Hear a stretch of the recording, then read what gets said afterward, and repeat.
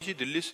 राधे राधे महाराज जी। राधे राधे महाराज जी। महाराज जी, पिछले 9 महीने से एकांतिक वार्तालाप सुन रही हूँ, आपके विचारों पर चलने का प्रयास भी करती हूँ। आप बताते हैं कि मैं परमात्मा का अंश हूँ, अकेली हूँ, मुझे माया के संसार में अपना रोल करना है, पर बार बार मैं ये भूल जाती हूँ। ये विचार कैसे बदली हो कि मैं परमात्मा का अंश हूँ? भजन, बिना भजन के हृदय इतना धैर्यवान और परिपक्व नहीं होगा कि आपको कोई प्यार कर रहा है उस समय आप अंदर चिंतन कर रहे हो नहीं ये झूठा है, सत्य तो भगवान है, ये प्यार स्वार्थ का खेल है, नहीं यह सत्य है। आप अच्छा पदार्थ पा रहे हो, आप सोच रहे नहीं ये झूठा है, ये स्वादिष्ट नहीं है, स्वाद तो भगवान के नाम में है, सच्चिदानंद भगवान में। ये ज्ञान जब स्फुरित होगा तब होगा, नहीं तो एक एक चीज आसक्ति पैदा कर देती है।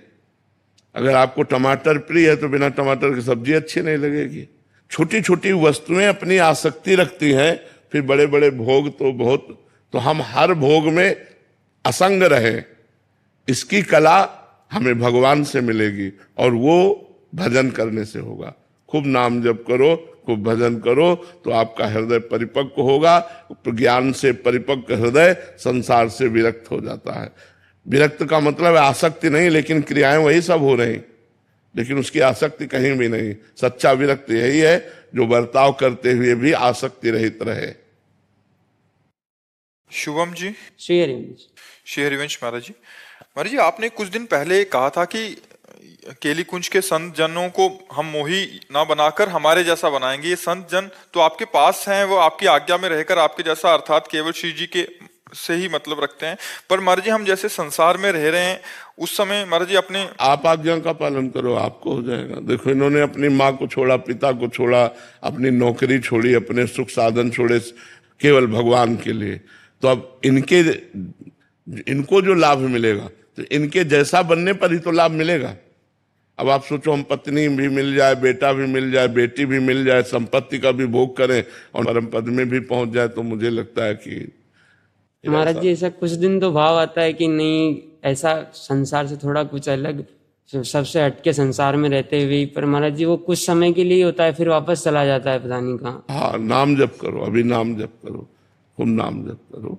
नाम जप करते हुए गृहस्थ में रहते हुए भी भगवत प्राप्ति हो जाती है।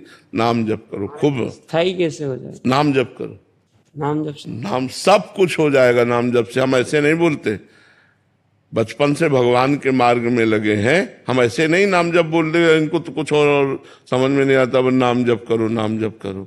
क्योंकि हम करके देखा है, अष्टांग योग, सांख्य योग, भक्ति योग, कर्म योग, इन सब योगों का जहां तक भगवान ने ज्ञान दिया उनको करके देखा है। इसके बाद बोल रहे हैं कि राधा राधा जपो। ऐसे थोड़ी बोल रहे हैं कि इनको और कुछ समझ में नहीं आता, बस बोल दिए कि राधा राधा जपो। जपो, जप कर देखो, तभी मंगल होगा, बिना भजन के मंगल नहीं। नाम जप में भी महाराज जी कुछ दिन तो आनंद आता है, कुछ दिन आनंद आए या ना आए, हमें जप करना है, हठ पूर्वक करना है। तो आनंद समुद्र में गिर जाओगे, डूब जाओगे। आनंद की तो बात जाने दो, आनंद समुद्र में डूब जाओगे। सुमिर पवन सुत पावन नामू, अपने बस करी राखे रामू। भगवान को अधीन कर लिया नाम जापक ने, तो नाम जप करते रहो चुपचाप। महाराज जी, मन में मूर्त कौन सी बिठाए नाम जप करते समय? नाम की ही। राम जप रहे हो तो राम ही लिखो, राम का ही ध्यान करो, तो वहीं राम प्रकट हो जाएंगे। पहले नाम का ध्यान करो।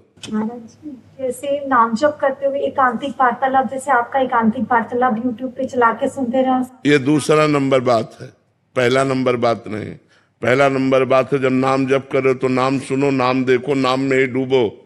जब ऐसा मन नहीं कर रहा तो एकांतिक चला लो, फिर नाम जप करते रहो। दूसरे नंबर की बात, पहले नंबर में तो नहीं।